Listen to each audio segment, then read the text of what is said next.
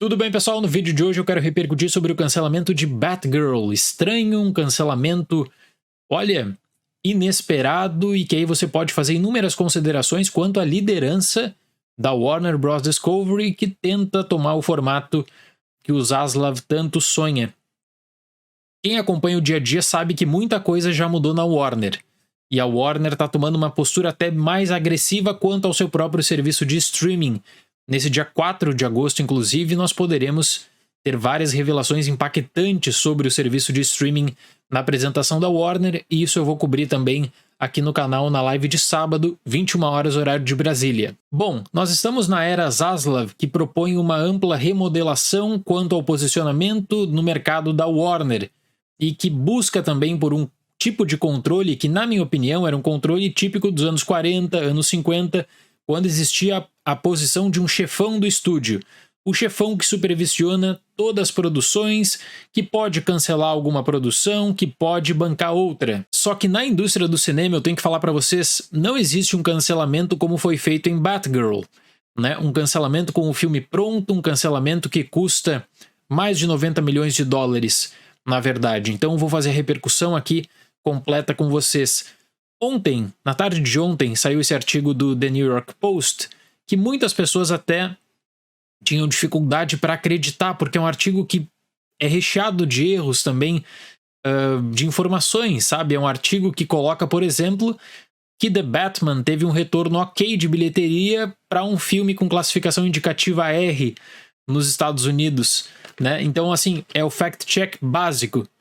O básico do básico, que acaba sendo mal feito, mas não me surpreende porque é o New York Post. O que eu quero dizer com isso? Que a própria forma como a notícia ela é liberada é uma forma agressiva, do tipo fofoca. Coloca num tabloide, sabe? Batgirl foi cancelado e já coloca uma explicação prévia, porque o filme não foi bem recebido na sessão de teste. Eu tô muito impressionado de como essa informação acabou vazando também para diferentes publicações dos Estados Unidos. Olha, Batgirl foi cancelado e a repercussão com o público não era positiva. Gente, isso é um absurdo, para falar a verdade, porque na história do cinema você tem um número gigantesco de filmes que tem péssima repercussão na sessão de teste, mas que acabam sendo lançados no cinema. Não existe essa história de simplesmente cancelar o filme, de colocar o filme na geladeira porque o resultado na sessão de teste não é bom. E parece que a narrativa começou a ser controlada a partir disso, né? Existe o vazamento da informação, essa informação é publicada no New York Post e ficou de lado porque é um filme ruim. Como se fosse uma marca negativa para o próprio Zaslav e que o Zaslav não iria aceitar isso. Mas aí eu tenho que lembrar para vocês que com 5 dias, né, 4, 5 dias na frente da Warner Bros. Discovery, o Zaslav ele já acabou fazendo inúmeras modificações. A principal modificação que eu fiz a cobertura aqui no canal, porque é muito raro, foi de fechar um serviço de streaming com 1 mês de mercado. CNN Plus, custo de 300 milhões de dólares. Um experimento de 300 milhões de dólares. Isso mostra como esse plano estratégico do Zaslav é um plano estratégico a longo prazo, obviamente, mas que acaba lidando com questões a curto prazo. Nesse caso aqui da CNN Plus, CNN+, você poderia argumentar que o fechamento seria importante para o reposicionamento da branding dentro do plano da Warner Bros. Discovery. E a gente viu também nesses primeiros meses da administração Zaslav que ele fez inúmeras mudanças. Quanto a grades de canais de televisão, ele acabou rompendo vários contratos nos Estados Unidos dos seus canais. Ele acabou também cancelando várias séries, e na série de televisão, quando você tem um problema ou quando a série não agrada, você acaba cancelando, né? Agora, para um filme, isso não é comum.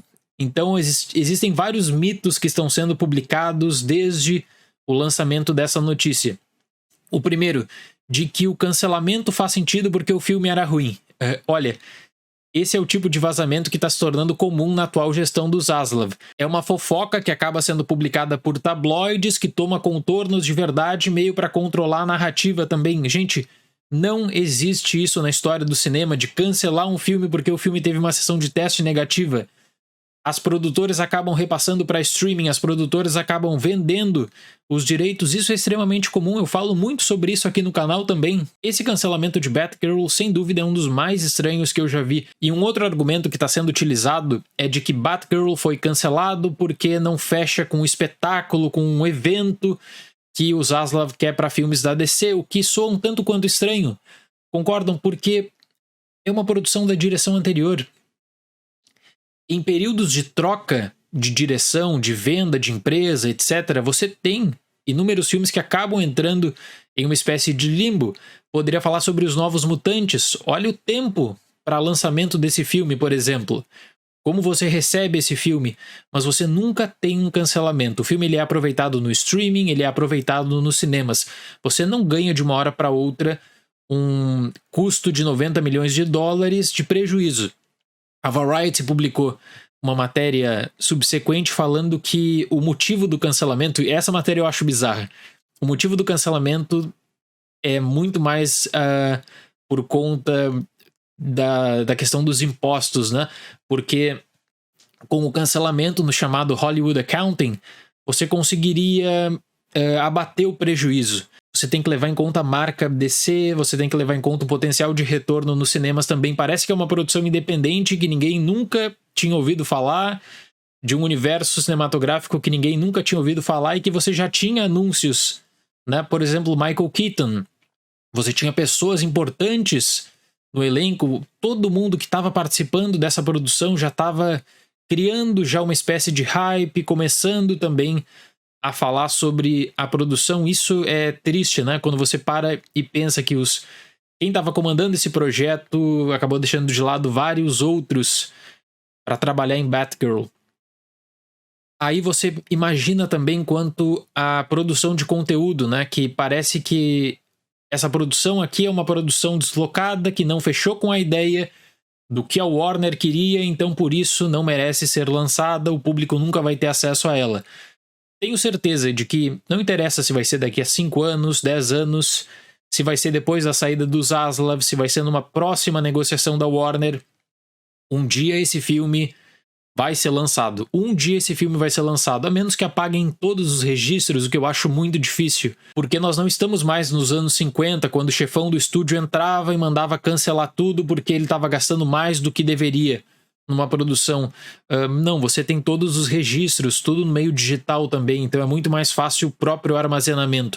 Um dia eu acredito que essa versão vai ser lançada de alguma forma. Sabe, eu vi muitas comparações, inclusive, com o Quarteto Fantástico dos anos 90. Gente, uma estrutura completamente diferente. Você não pode comparar a era dos super-heróis e o tipo de produção de Quarteto Fantástico, né, com uma produção de Batgirl em um outro contexto, com muito mais dinheiro envolvido, até mesmo por quem está distribuindo o filme. Então é uma comparação que você poderia anotar, usar como uma nota de rodapé, mas não poderia usar na própria argumentação.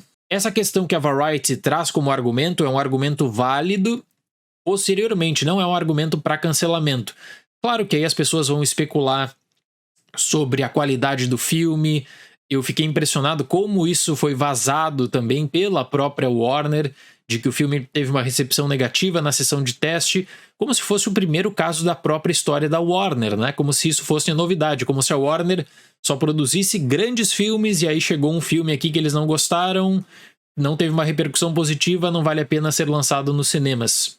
Talvez o complemento para essa notícia esteja no anúncio que envolve HBO Max, que será feito, repito, nesse dia 4 de agosto. Existem várias especulações e claro que as ramificações do cancelamento elas vão ser discutidas pelos fãs, como por exemplo o retorno do Michael Keaton. Até que ponto isso interfere? Até que ponto um realizador na Warner atualmente, que trabalha com uma produção da DC, vai ter a liberdade criativa para fazer o seu filme? Ou até que ponto ele vai ser comandado para lidar com o que a empresa quer que ele produza? Esse é um outro ponto para debate também. Então é uma decisão surpreendente, é uma decisão raríssima. Você não vê algo desse tipo acontecendo no cinema. Pode achar toda a argumentação possível, pode achar questão de impostos. Isso é uma consequência, não é um motivo para o cancelamento. E aí depois, eu também achei curioso, né?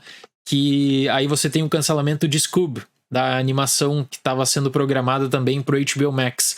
Então parece assim que divisão de filmes longas que seriam direto para o HBO Max agora não são mais bons o suficiente, não fecham com plano estratégico de lançamento nos cinemas. Repito, pode levar em conta uma reformulação da Warner pensada para o próprio HBO Max, deixa isso de lado. Então esses filmes aqui não precisam mais ter qualquer tipo de consideração, cancela de uma vez por todas. É estranho a forma como isso foi comunicado, é estranho a forma como isso foi vazado, porque quem vazou com certeza, né, não vazou achando que o jornalista não ia publicar, especialmente para um New York Post da vida. É algo que me chama atenção nessa Warner do Zaslav, essa tentativa de controle, mas com um fluxo de informação que ele não é transparente com o público também, né? Começa com a fofoca, começa com um burburinho, e aí depois acaba sendo confirmado e você cria um conflito de narrativas. Tanto é que muitas pessoas vão falar, o Zaslav tá certo porque o filme era ruim. Então não era um filme bom o suficiente.